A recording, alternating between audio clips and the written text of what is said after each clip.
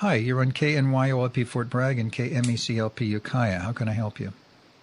Hey, Marco, it's Zeke. Whoa, that's good. I'm good and loud. I'm going to turn that down a little bit. You sound different and better than you did the last time you called. Is this a different phone than you used 2 weeks ago? No, not at all. Okay, well that's interesting. So I'm halfway or 2/3 of the way through a story by Mark Scaramella.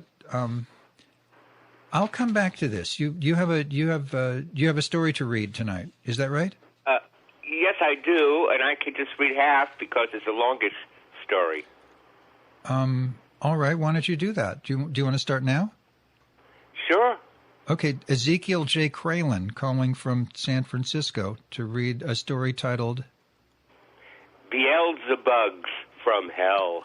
Beelzebugs from Hell. Okay. Take it away, Zeke. Okay. Stentorian reader, here is a piece that took me much longer to compose than planned, and which has threatened to shove me into further isolation of my already difficult life when it comes to having friends.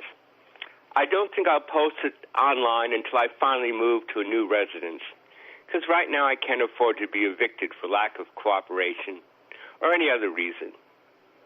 Nor will Larkin ever see this, since I'm sure he'd use this tale as a perfect excuse to never hug me again. Though his being telepathic, I doubt I could ever keep this from his perceptive brain pan. But, by the same token, his remarkable powers can prevent my dilemma from invading his realm altogether, or rid it in a flash if it came to that. Though I suspect he's the culprit who beset me with this challenge in the first place, that I may somehow overcome. Enjoy, if such wish seems appropriate. Bedbugs, the unspoken blight of San Francisco and many other cities since the ban on DDT in 1972. Thank you, Rachel Carson. My first battle with the Lilliputian vampires was in May 2006. Jonah, down the hallway, had just returned from vacation in Turkey. Now, he is not an attractive fellow by anyone's definition, fat and homely. Or as I like to say, Jonah is the whale. So I presume his 2-week Istanbul getaway was with the same goal in mind as many other subpar queers who frequent that corner of the globe, gay sex industry. Most of the cheaper hotels are notorious havens for bedbugs, and tourists are only beginning to learn how to prevent infestation into their homes and communities upon return from these exotic escapades. Now, Jonah had a remarkably funny and sweet little papillon named Skelly, short for Skellington III, who'd scratch upon my door most every evening to pay me a joyful visit. He always knew when I was under the weather and would show up to spark that smoldering ember of happiness still lingering in my bosom. Well, about 3 weeks after Jonah's return, when Skelly visited me one night, I noticed a particularly large bug running through his fur. And of course, at first I thought it was a flea, a very juicy, fat flea. Tried to catch it between my nails, but no cigar. Next day, I stepped out into the hallway to notice Jonah feverishly vacuum the carpet area by the front door, along with the pungent odor of tea tree oil. It has been said on various bedbug websites that such a volatile oil wards them away. Later experimentation on my part has shown this claim to be false. Still, I gave this no thought until a few days later. Skelly doesn't have fleas. That was a bedbug. Upon this realization, I immediately posted Jason an email after several shots of vodka that had me properly soused, which read, "Don't even think for a moment you're going to pin this bedbug issue on me. You brought them back from Turkey. I will not blow the whistle on you to the manager so long as you do not turn me into the scapegoat. But if you do, I will make your life so miserable you wish you were never born and move out of here post-haste." Seems that Jonah respected my conditional threat, as he never brought the matter up and made me the target of a manager's wrath. He didn't even acknowledge receipt of my email, certainly a good sign that I achieved my desired impact. In spite of applying my own tea tree oil and eucalyptus leaves all over the floor of my SRO, the bedbugs proliferated.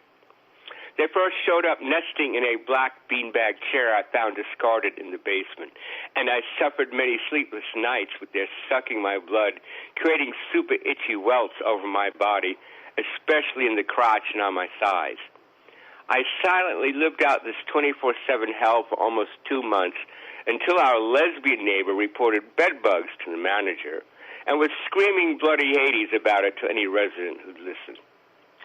By that time, I had replaced the beanbag settee with a twin-sized mattress given to me by Darcy, who lived at the west end of my floor. It was immaculately clean with no sign of bugs anywhere.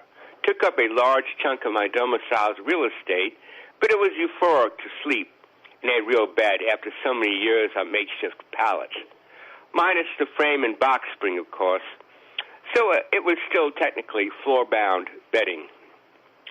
But within 2 weeks of this slumberous windfall, it too had become infested with these hemipterous night crawlers. In order to keep the population down to a low roar, every eve I'd apply masking tape to all the creases, piping, etc., whenever I spotted them embedded on this mattress. I also used the tape on the walls or molding whenever I spotted a bug, or 2 or 3 or 4 or 5 or 6, sometimes with the aid of my folding aluminum ladder, and applied food-grade diatomaceous earth I purchased via Amazon.com along the room's perimeter. It seemed to be working gradually, as each night I trapped fewer, and each night my inner thighs became a bit less like 2 massive fields of pimples, numbering the hundreds that seared like poison oak, and more like a less dense field of the same torment. Why didn't I take responsibility to report this infestation to the manager early on? Because I am a low-income renter at 2306 Market Street for many years, and realized that my living situation is precarious enough for the manager to use false witnesses in order to evict me. I would therefore be a fool to allow myself to be scapegoated and thus dumped onto the streets. So I waited until the bugs spread into another unit, that the onus would be directed elsewhere. However, there's a lot more to the story before the wee devils were eliminated. Let's back up to a Saturday night, 2 days before the exterminator arrived. My lesbian neighbor, whose sole claim to fame was as an iridologist, a hokey career if I ever heard one, even more so than chiropractic, stood outside my door arguing with the manager, Stephen. Her name, by the way, I've long since forgotten, so let's call her Iris. She lived with a girlfriend, whom I shall name Corrine, who seemed to be the real breadwinner of the household. A paralegal, I think. Turns out she was trying to convince Stephen to bring the exterminator over tomorrow to check my SRO as well as her apartment and the unit on the other side from mine. Upon hearing that, these are the thoughts that raced through my cerebrum as I stood among them in my mini hallway. I must dispose of that mattress tonight in the very wee hours when everyone's asleep, or the jig will be up and I'll have to bear the wrath of both manager and neighbors alike, maybe even get evicted. Then the following evasive maneuver came to my panicked brain, which I spoke aloud. I'm working on an article for a magazine and the deadline is tomorrow midnight. Can it possibly wait till Monday? I really can't afford any disturbance. Just this moment.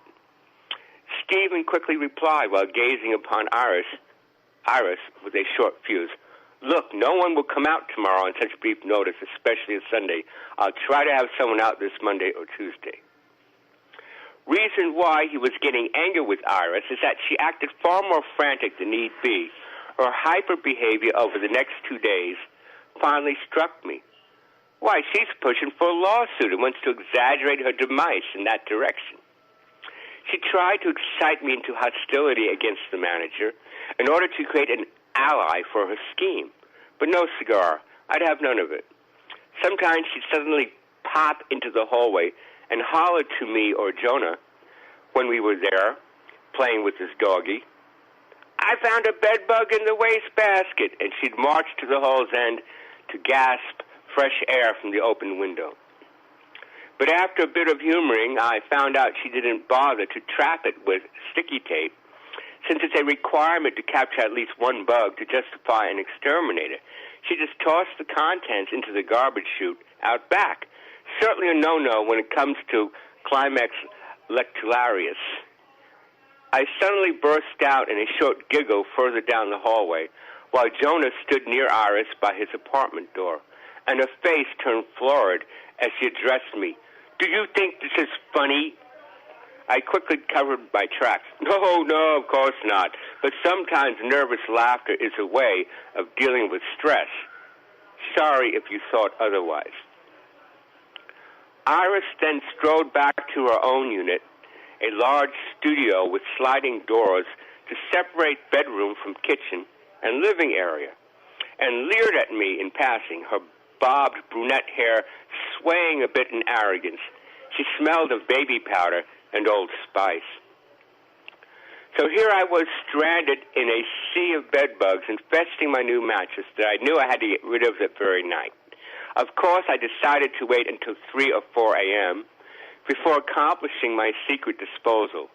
But would some surprised resident pop out into the hallway at that late hour, at the very moment I'd be dragging the mattress down the corridor to the back porch, then descending the narrow wooden stairs to the basement, and finally up the concrete side alley and through the locked gate?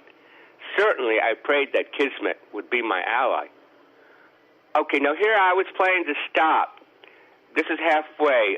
Should I go on? You know what? It's only been 10 minutes. Why don't you finish the story? All right, will do. Here we continue. Precisely at 1:30 a.m., my phone rang. It was Marmaduke Quark, my current pot dealer, who decided to pop over and get me smoked out for free. While we got stoned out of our ever-loving craniums and chatted on as the night passed into near dawn, I worried about him casually half-reclining on the mattress and shipping bedbugs off to his own SRO there on the mission. I also worried about getting that friggin' bed out of there without being caught. Look, I finally announced around 4:15 a.m., I have an assignment from Larkin, my detective buddy, to observe suspicious activity on the streets. If I don't get out there now, I'll fail in my duties. Marmaduke was already acquainted with my accounts as a detective's assistant and how I performed various missions to facilitate Larkin's case. Don't think he believed me one whit, but what the hey? An excuse by any other name would still smell just as phony. I needed him out pronto. He was often an intrusive pest, so much so I eventually cut him out of my life, despite the gratis access to quality ganja once a week or so. And he couldn't have picked a worse night to drop by. To my relief, he departed shortly, and I could finally get that mattress transported to the street, hopefully without anyone spotting my nefarious disposal. Checked the hallway first, all clear on the western front, then raised the mattress on its side and, while gripping the uppermost corner between bent right arm and torso, began sliding it down the carpeted hall and through the back porch door that resisted my passage every inch of the way due to a spring-powered hinge screwed atop. Took more than a minute to slide the bulky mattress through and onto the porch. No one was about. So far, so good. Then I maneuvered my burden down the rickety back stairs with one loose step that could have killed me, which turned a sharp left angle halfway down before reaching the basement and its concrete landing. Then I dragged it quietly as I could, with a right turn up 4 steps and through the side alley that led to a locked iron gate. At this point, I realized that 1 or 2 residents could possibly witness my scurrilous act through a window that opened onto this side passage. Neither light was on, thank Azazel. Turning the gate's exit lever with my left hand while keeping the mattress pinioned at my side, I maneuvered my way beyond the gate and onto the 16th Street sidewalk. At this point, I risked being spotted by anyone on the street, whether motorist or pedestrian, or residing nearby. Worst-case scenario would be a cop or sanitation truck driving by. But all was dead as the planet Pluto, while I lugged my mattress uphill a few doors beyond the gate and dumped it by the curb of a hapless household. With a tremendous sigh of relief, I returned to my domicile and hit the sack, which for the remainder of that night was nothing more than the cold, hard floor cushioned with a couple of jackets and rolled towel for a pillow. I had done a pretty good job of eradicating my evidence of bedbugs on the walls, in my clothing, or anywhere else external.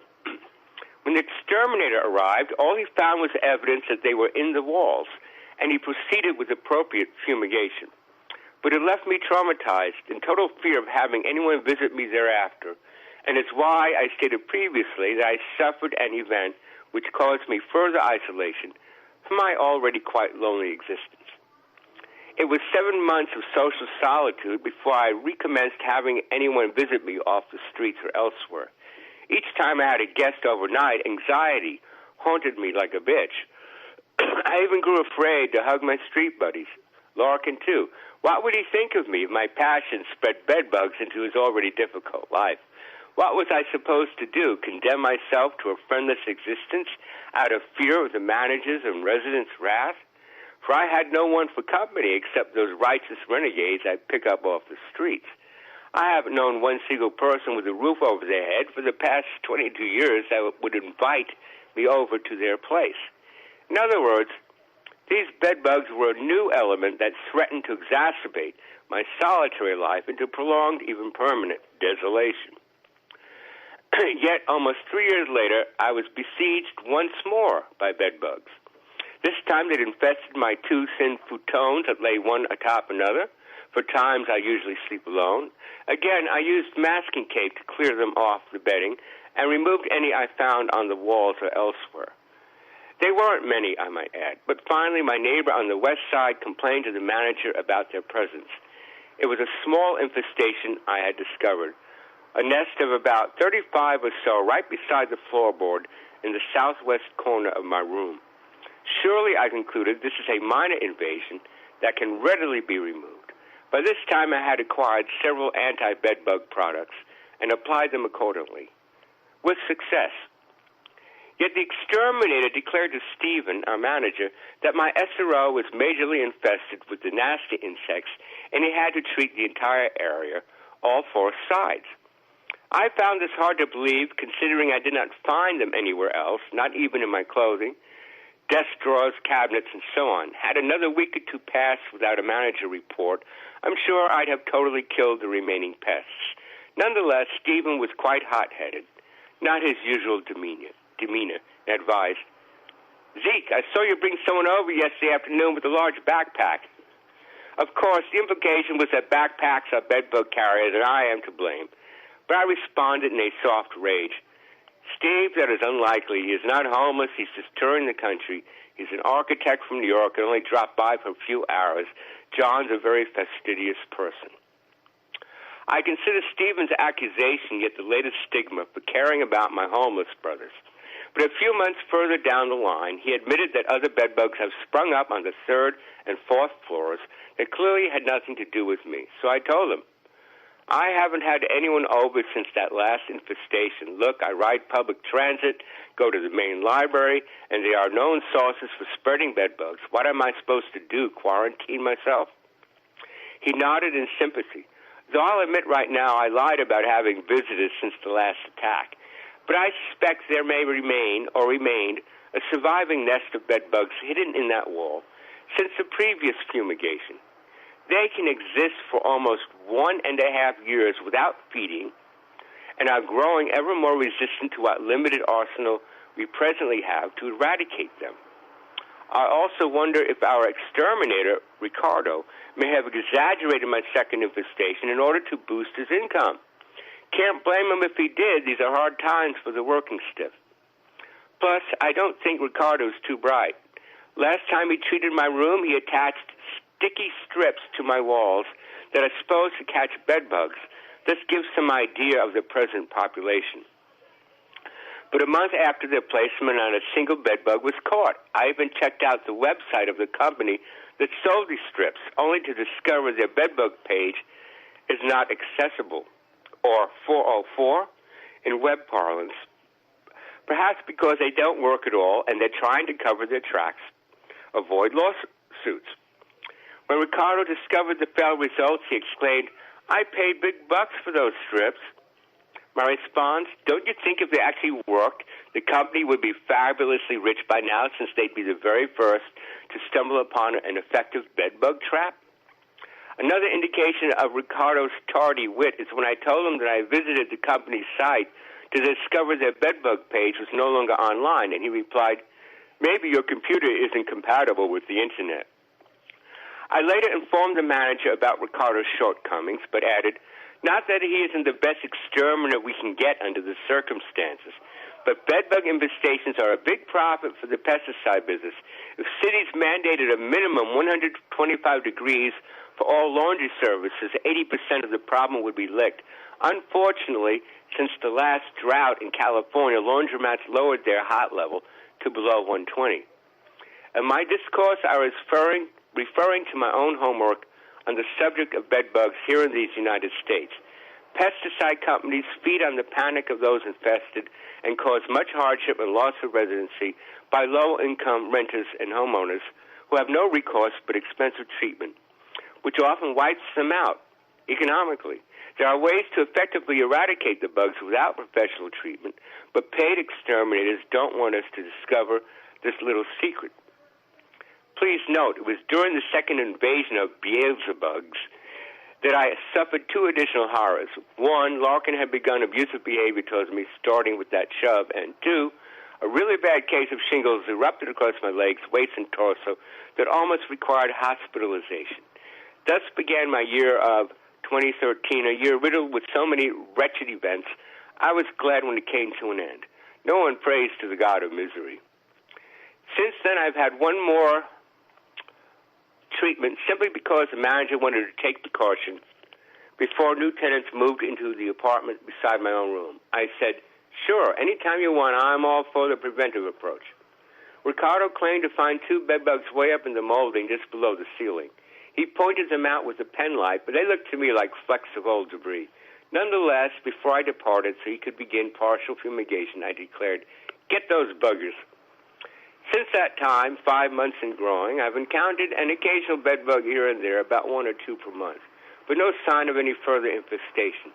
There is something about bedbugs that exterminators are not telling us. For example, during the first infestation, Darcy down the hallway informed me that she and her visiting daughter woke up one morning with voraciously itchy bug bites. Yet there was no sign of bedbugs, her king-size mattress totally clean, and Ricardo found no sign of them anywhere in her apartment. No more nasty welts ensued. They prefer to keep us in the dark for monetary gain, and also since that time I've resumed visitors on a frequent basis, enjoying their beloved company, no longer allowing these pests to spread panic and loneliness in my hard-scrabble world. Nor has Marmaduke or anyone else who's visited me reported later that they now have bedbugs. End of tale. Well, that was so it's solved. Well, that was what? It's solved. You came out the other side and you're whole and everything is good now. Well, not really. Not since then. I can't have anyone over. It's too risky. If the person's off the streets, no matter how clean they look, you don't know whether it's just no. It's too traumatizing. Horrible. You talked about shingles. I got shingles in 2001 in the winter, and I was relatively young to get shingles. I was 42, and so I got over it pretty fast, and also with the help of, I'm trying to think of the name of the doctor. She was a nurse practitioner, and it was Michelle Tellier, and she prescribed pills that they were sample pills that a drug company had given her. I didn't even have to pay for the drugs. It was an antiviral agent, which I think might have been called Avirocir, something CYR. Does that sound familiar to you? Oh, yeah. I've gotten vaccinated. Yeah, but this is an antiviral agent, and shingles. Yeah.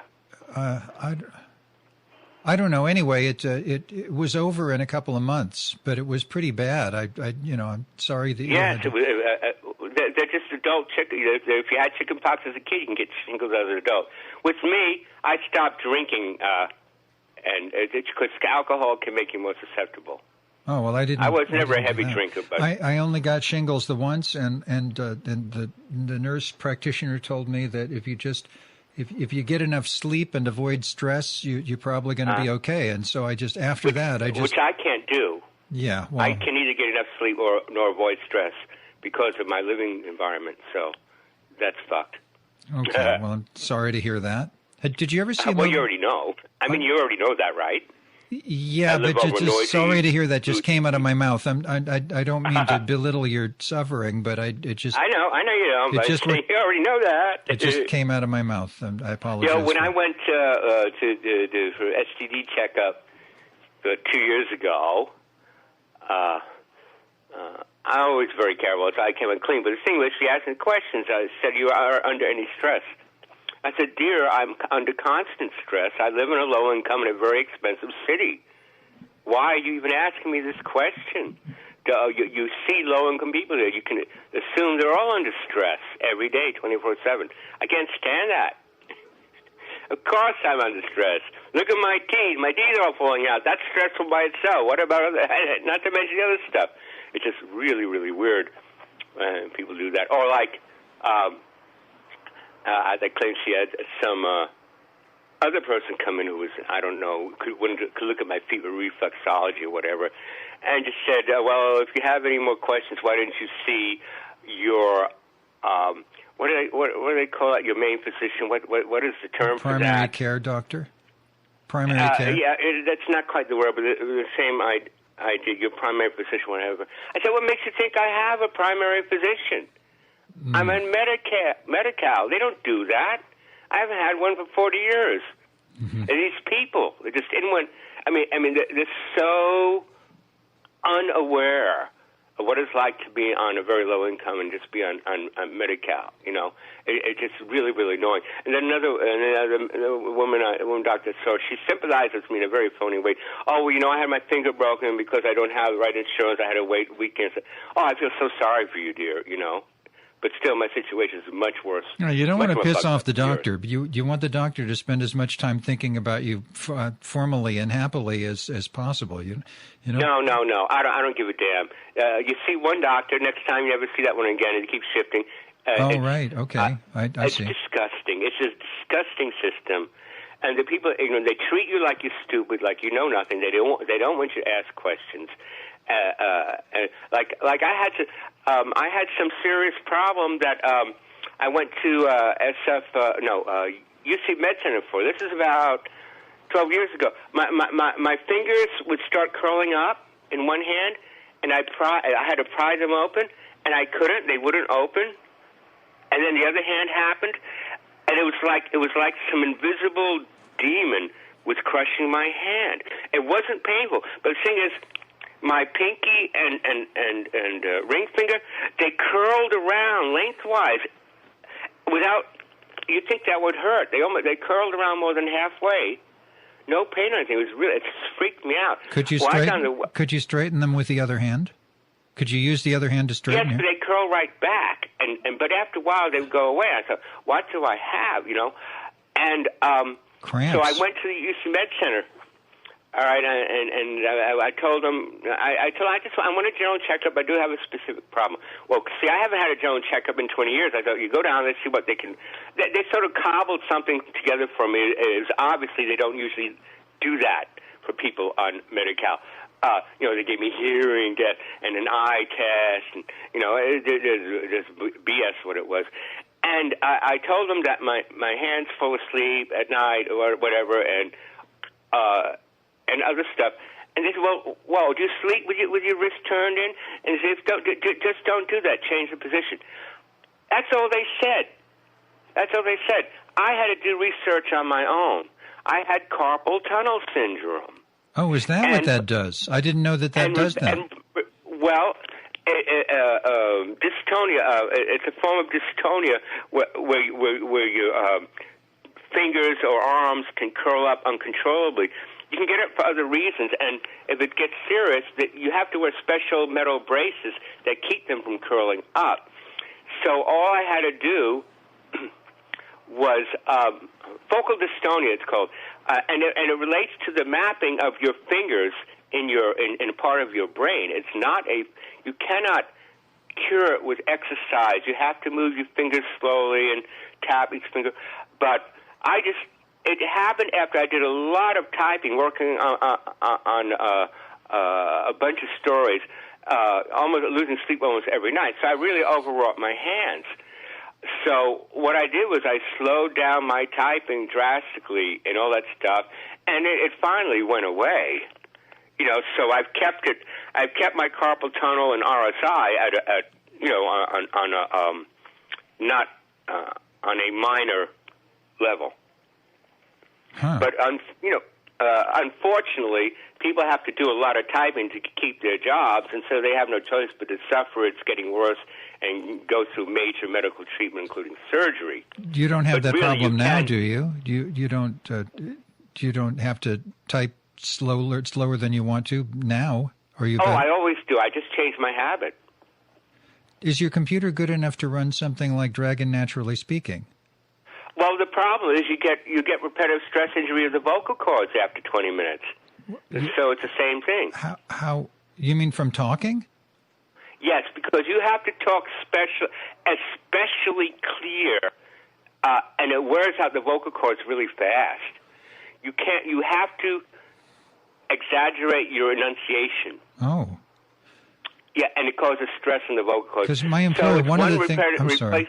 I'm sorry, go ahead. Replacing one RSI with another RSI, repetitive stress injury in the fingers or in the vocal cords.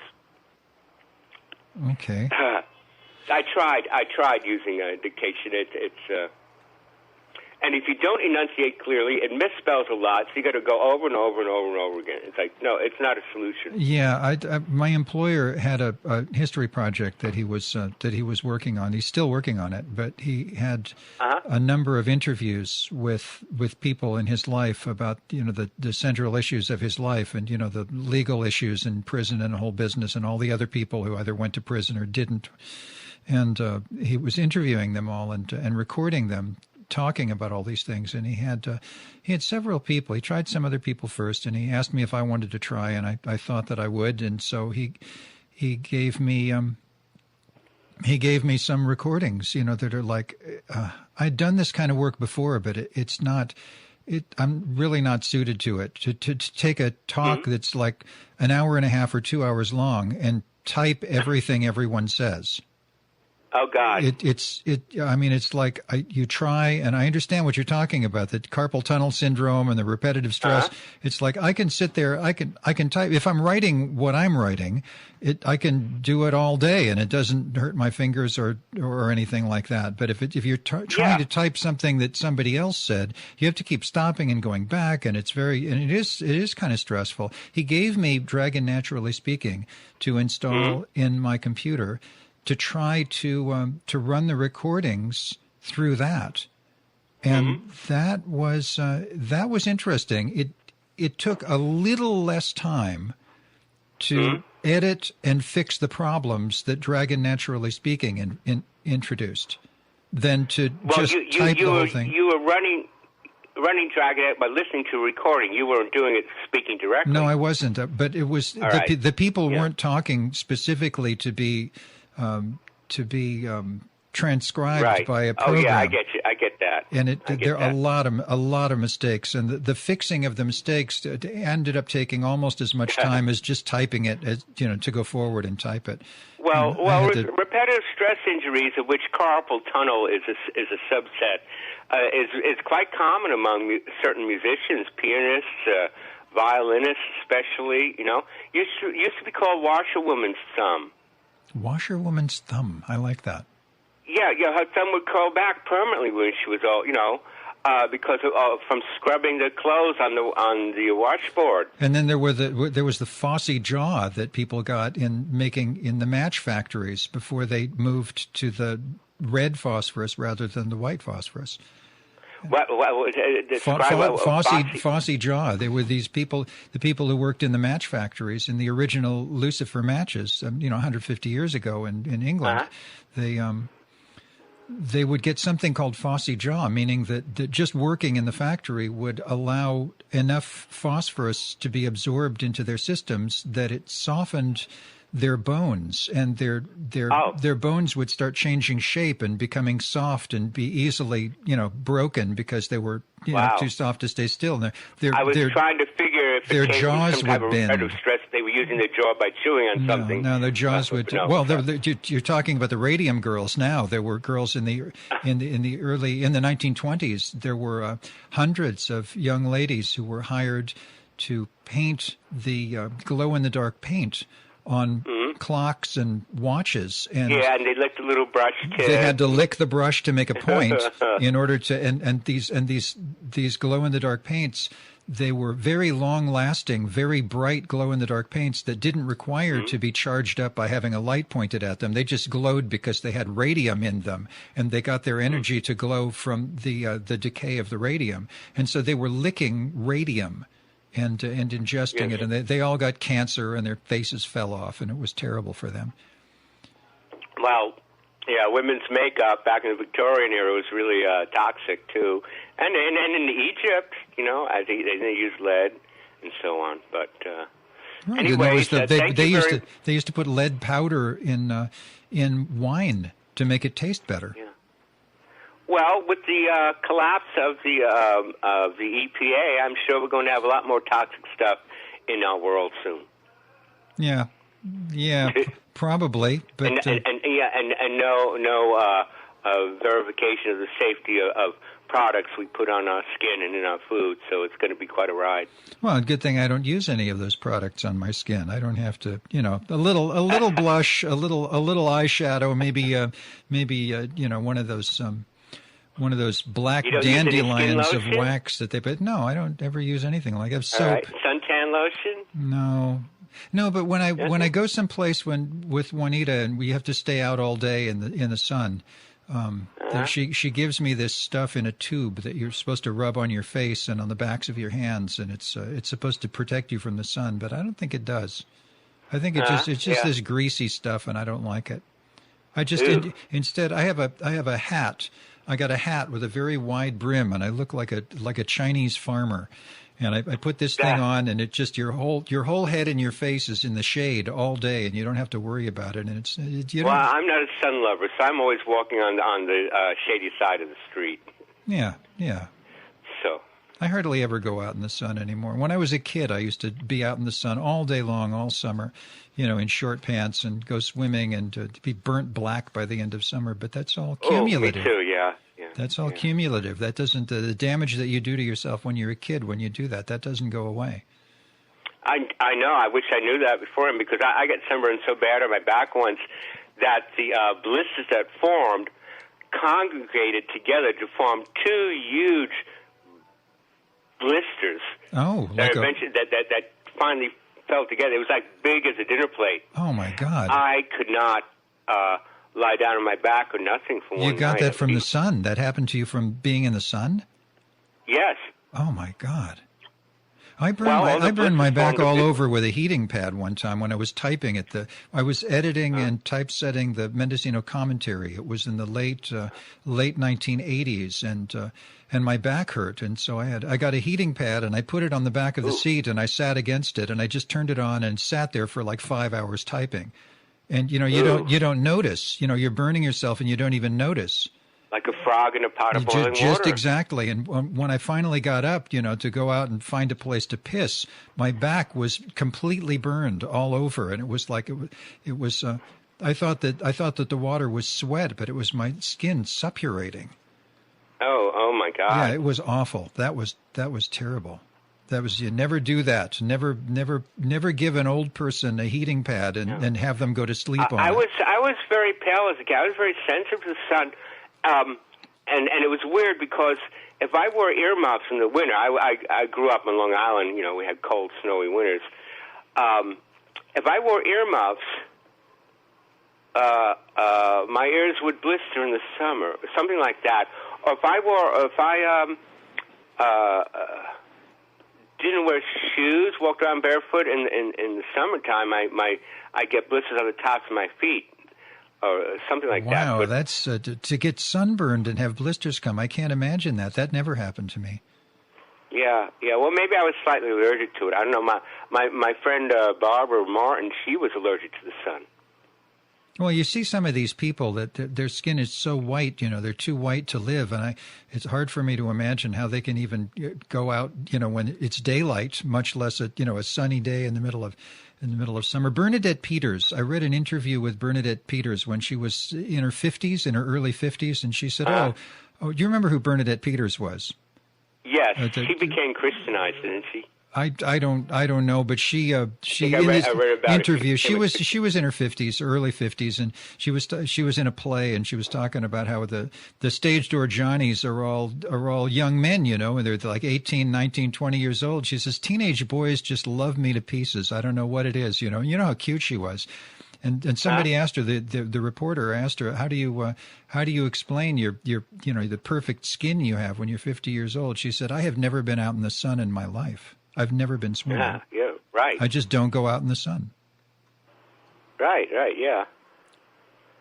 Okay, well, thank you for having me on again tonight. Well, you're welcome. Send me a story next week, and I'll read it. I'll be at Juanita's to do the show, and 2 weeks from now, I'll be back here again. You can call. 1 o'clock in the morning is a great time for you to call. I hope things are going well for you now, or as well as can be Not expected. really. Oh, not? Not really. Okay. Zach got his foot crushed by a car a few days ago. Oh, the guy with the dog. The guy with the dog. Once in a while, he sleeps by my building. I'd rather he wouldn't, but he's stubborn. You can't tell, And once he falls asleep, he can't move. And he sleeps with his feet hanging over the curb. We had a visit outside early in the evening, and I went in my room, had supper, diddled with the computer, and went to bed. And I didn't even know he was still there. What the hell was the matter with people? Didn't they see him there? Didn't the car guide see him there and just drive around him? What do they? Well, I'd say most of them did. This is one guy who didn't, I guess. He was screaming, "Bloody murder, you broke my foot," screaming. And I didn't know what was going on. I ran out there, and I saw the guy was standing there by his car.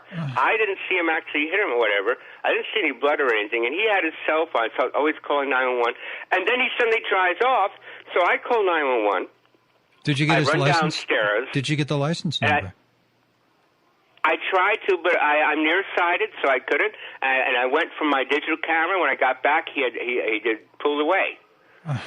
We do have a camera that the manager checked for me, but it's on night mode, and the license plate isn't discernible. I got a description of the guy or whatever, but still.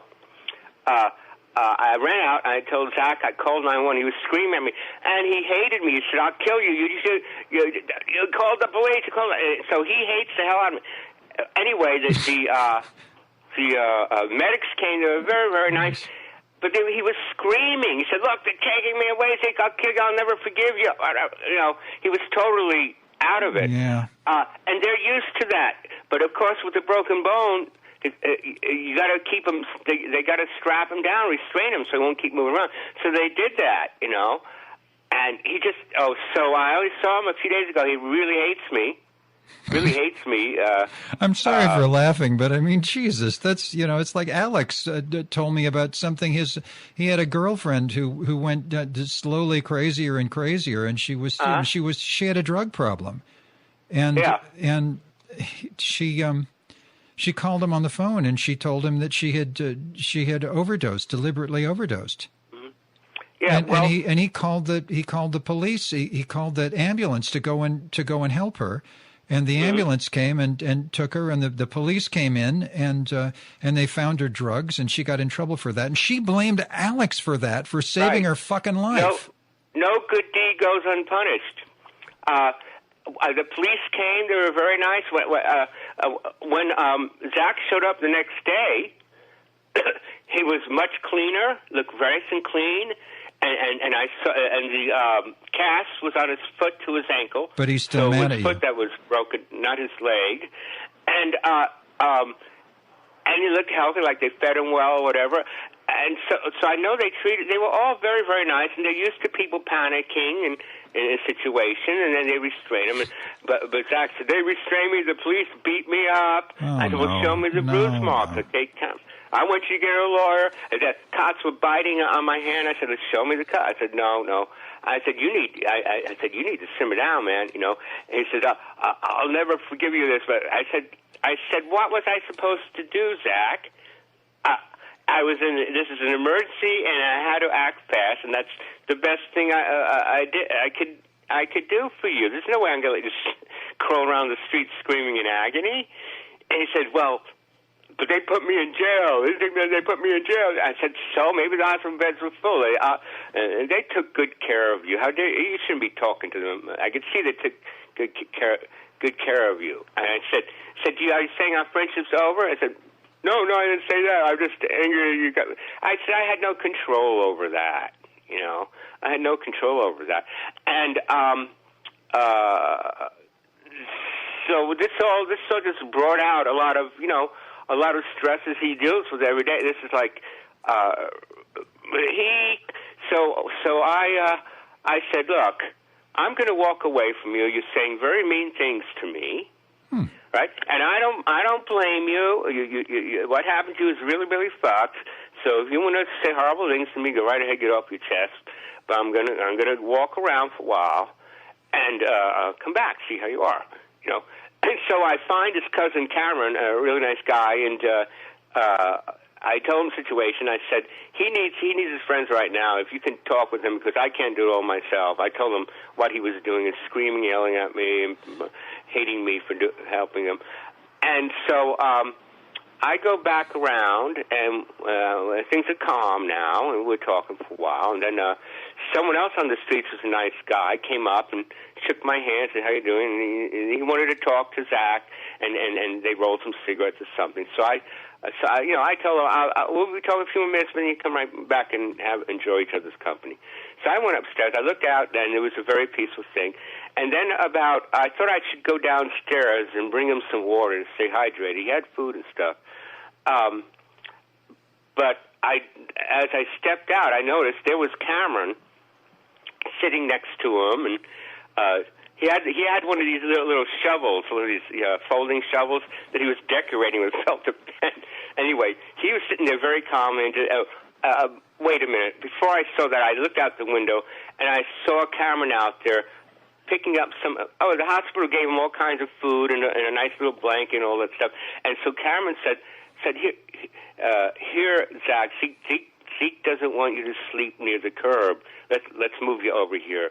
And Zach said, okay. So I told him, I've tried to tell him before, don't sleep with your feet over the curb. But some things you can't convince That's the first thing they tell you in homeless school. Don't sleep with your feet hanging over the edge of the curb. I know. I thought you were going to say in home. What was the class you used to give the girls? Home something? Home economics. Yeah, and that's the first thing they tell you in home economics in freshman year in high school. Don't sleep with your feet hanging over the curb. That's right, just exactly. not a well-bred young lady does not do that. They have to know. Here's how to peel an apple so you can make a pie out of it, and you don't get apple peels in the pie. Exactly. Nobody likes that. They get stuck in your teeth. So I looked out and I saw Cameron sitting there with him and just sitting behind him sketching, being very nice, and Zach had his legs sort of raised a bit and was relaxed. And then another dude comes up, the tall black dude, very clean looking, probably homeless, but very artistic. He had a very nice little floor cover that had a beautiful decoration on it that he laid it out, and he had a few art supplies, and he sat down there. And then another guy came up, another tall white guy, and he had a little guitar that he could play. And there was like these three. It was like they were all so nice and clean and friendly looking and peaceful. There's no noise or nothing, and it was like Zach was surrounded by three angels. And I saw Cameron 2 days later. I want to thank him very much, because. And he said, I would have done it anyway. He's my cousin, whatever, Okay, but just before you go, I want to ask you a question. You mentioned a little shovel. What was the shovel about? Who had the shovel, and what was the shovel for? Cameron. Yeah, but what Cameron. was the shovel for? Is it like a decoration, like a scepter that you carry around, or a cane, or what? What was the shovel? I've never seen him carry a shovel before. Okay, but right? now, okay. I thought, well, you're not going to go to the parks and that's the thing, that scoop out some dirt. you got a shovel with you. Okay. I don't know why he was carrying a shovel. I got it. Okay. Well, I'm thinking maybe next time I go to the city, I'll have to bring. Because I have one of those entrenching tools. I have it. To clean out the stove. This incident happened in fact right across from the ATM, I call it the ATM depot. Oh, maybe that's what the shovel was for. It attracts noise and after hours clubbers and stuff. ATM shovel. Huh? Nothing. I'm going to go forward here. I'm sorry. I started talking about something else. Okay, we had another accident at the ATM thing last night. Oh, you did? Okay. Yeah. I heard a commotion around 10:15 p.m. Looked out, there were like 18 cops gathered around the ATM. So I stepped outside. There was blood everywhere. Some guy had been smashed in the skull. How did he hurt himself? Did he crash his head into the ATM? I have no idea. He was just lying down there, and I couldn't get up to see really much. I saw them carry him away, and they had his head around bandages. Maybe someone hit him with a shovel. Yeah. Maybe he was just drunk and fell. Okay. But there were so many cops, and one of the cops, they was beginning to. I had stepped out and was watching from a distance, and one of the cops, a couple of cops, were looking at the entranceway, and I thought, maybe they need in. So I go up to one of them and say, "Officer, I live here. Do you need access?" And he said, "The camera. Does that go in? Does your manager have access to that?" I said, "Yes, he does." So I said, he said, "Can I knock on his door and see if we can check?" I said, "Sure. I don't think he'll be in. He may not be in." So he goes upstairs. He said, "What is your name?" As he goes up, "Oh, Zeke," and I'll tell him you sent me up there. And so I thought I should wait. So he comes down the stairs, and I said, "He wasn't there, was he?" He said, "No." "Do you have his phone number?" I said, "Sure." Wait one moment. I go to my room and give him the phone number, and then I emailed the manager that the cops may call and want that footage. So living over an ATM depot is not a peaceful way to live. There's all types of mischief happens down there. Okay, always have your shovel. Have it ready. Open, not folded shut, because folded shut, it's not as long. You don't have the reach on someone with a shovel open. That's of course probably it's kind of folding shovel you carry around in the Boy Scouts when you're camping. Yeah, exactly. I have mine. Okay, Zeke, thanks for calling, and I'll talk to you in a couple of weeks, and I'll look forward for your story next week. And I hope things. Okay, great. Good night. Good night. Bye-bye.